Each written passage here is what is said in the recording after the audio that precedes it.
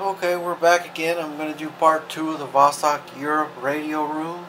And in part 2, we're just going to cover the case, the movement, the functions, and lume, and all that good stuff.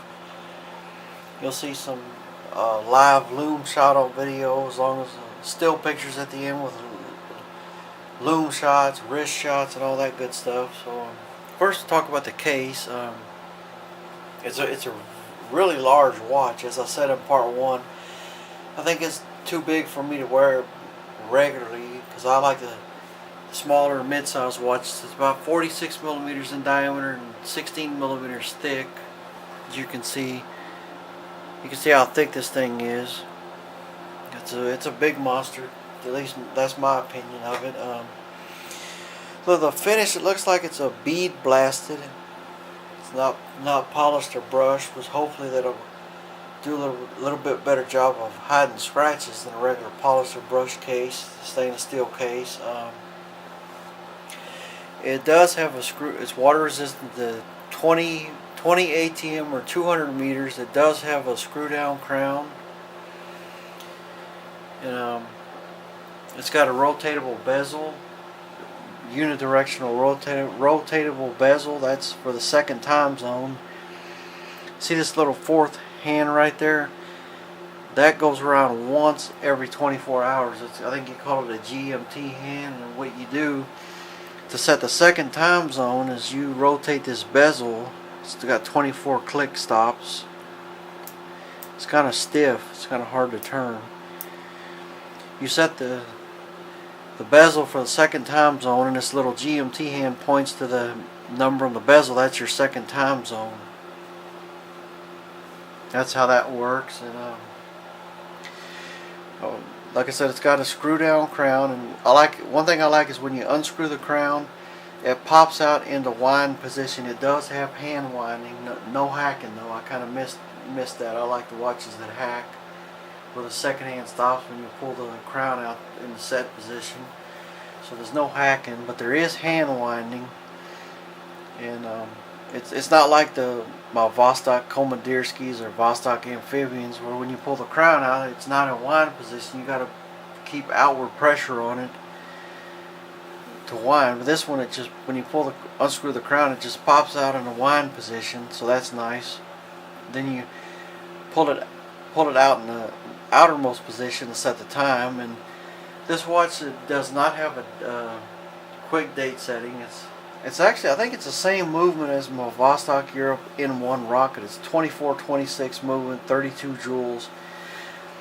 Now, I've never known of a Russian watch that had a quick date setting, so that kind of sucks. To set the date, you have to, when you set the time, you just keep going forward till you go past midnight till the date changes. Then you got to roll it back about 4 hours, go back to about 8 o'clock, and then back up to midnight, and it'll change again. You got to keep on doing that until it gets to the date you want. And with my vision, close-up vision, I can't even see the date very good anyway. So a lot of times, if I haven't worn a watch and wind it up, if the date needs to go more than 2 or 3 days ahead on a Russian watch without the quick date setting, I don't even bother to change it. Just leave it alone. That's a hassle setting the date.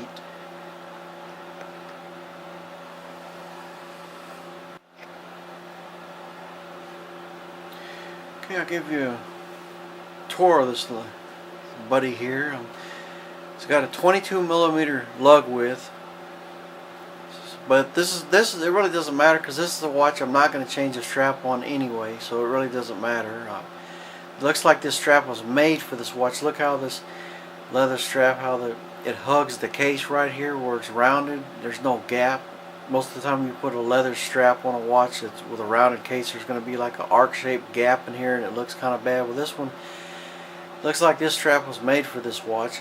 The stitching on it looks really good, like a light blue stitching, matches the dial really well. Oops, almost dropped it off the end of the table. There's a case back. I like that rotor. See if I can get it to turn. Come on.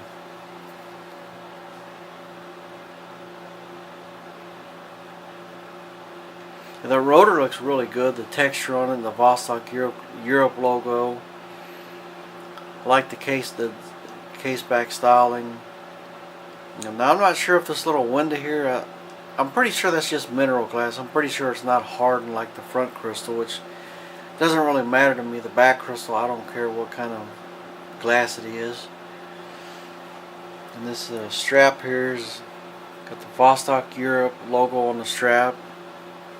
We got the size 22 millimeters genuine leather.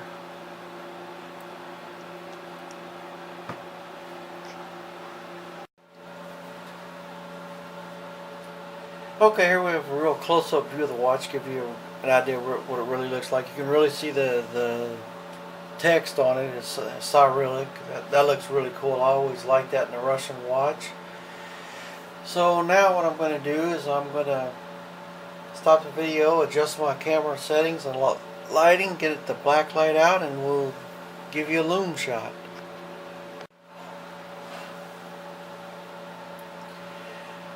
Okay, I got everything set up for the lume shot. As you can see, it's kind of glowing a little bit now. I'm going to get the black light out and get it, charge it up here, get it really bright. Oh yeah, I like that. This is actually the first watch I've had where the whole dial was luminous paint, with the whole dial lit up. And I think that looks awesome. Okay, I'm going to go ahead and close out this video with the still pictures. Hope you have enjoyed it.